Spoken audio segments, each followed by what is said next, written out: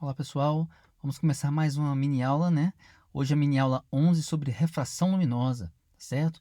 O exercício é o seguinte: um raio de luz monocromática viajando em um meio 1 atinge uma superfície de separação com o meio 2, sob o ângulo de incidência de 30 graus.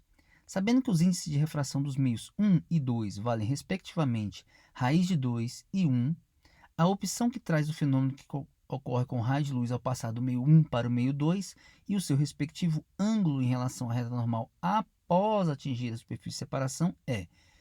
O que a gente vai ver é uma reflexão total, e esse ângulo depois de reflexão vai ser 60 graus. É uma refração e 60 graus, reflexão total e 45, refração e 45 ou refração e 30 graus. Então vamos tentar entender esse exercício aí. O que a gente tem são dois meios, né? O raiozinho vem de um meio 1, atinge ali uma superfície de separação para entrar no meio 2.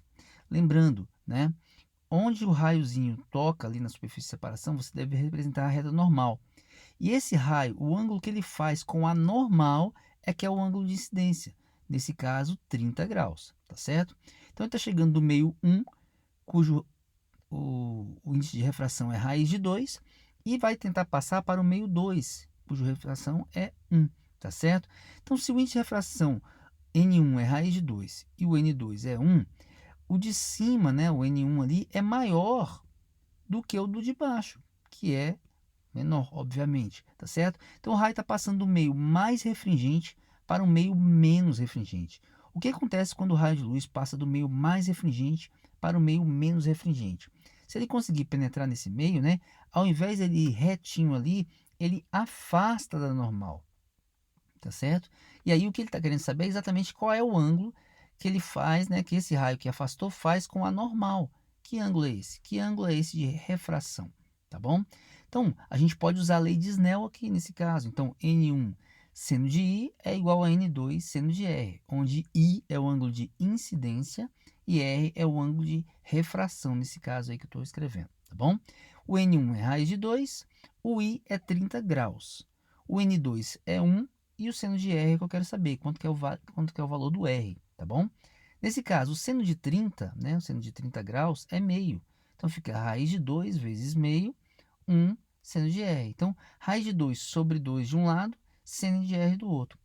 Qual é o R, né? Qual seria esse ângulo, cujo seno dele é raiz de 2 sobre 2? Então, a gente sabe que o ângulo que o seno da raiz de 2 sobre 2 é de 45 graus. Portanto, o índice de refração aí seria 45 graus. Porém, tem um detalhezinho aí que a gente tem que fazer e a gente deixou ali para o finalzinho para lembrar vocês. Sempre que um raio de luz passar do meio menos refringente para o meio mais refringente, ele vai conseguir atravessar o meio, então vai ter uma refração. Porém, nem sempre, quando ele passar do meio mais para o meio menos refringente, como é o caso desse exercício aí, isso vai acontecer, tá certo? Porque toda vez que um raio de luz passar do meio mais refringente para o meio menos refringente, ele pode sofrer reflexão total, né? Como é que a gente sabe o que vai acontecer, né? Uma coisa ou outra. Você deve calcular o ângulo limite dos dois meios, sempre que for do mais para o menos, como nesse caso aí. Então, calcular o ângulo limite é o seguinte: seno de L, que é o ângulo limite, é dado pelo n menor dividido pelo n maior. Dos dois aí, qual é o menor? É o 1. Qual é o maior? É o raiz de 2. Então, ficaria assim, seno de L, 1 sobre raiz de 2. Ou, se você racionalizar aí, raiz de 2 sobre 2. Ou seja, qual é o ângulo cujo seno da raiz de 2 sobre 2? Né? Como no nosso finalzinho ali, é 45 graus. Então, o ângulo limite para esses dois meios é de 45 graus.